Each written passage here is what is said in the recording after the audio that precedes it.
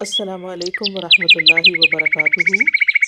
بسم اللہ الرحمن الرحیم۔ اے اللہ کسی کو خالی نہ لوٹایا جائے، بے اولادوں کی گودیاں اولاد سے ہری کر دے، انہیں اولاد نرینہ بھی دے دے، اولاد مادینہ بھی دے دے، بیماروں کو شفا عطا کر دے، دکھیوں کے دکھ دور فرما، جن کی اس دواجی زندگیوں میں تلخیاں ہیں اپنے کرم سے دور فرما،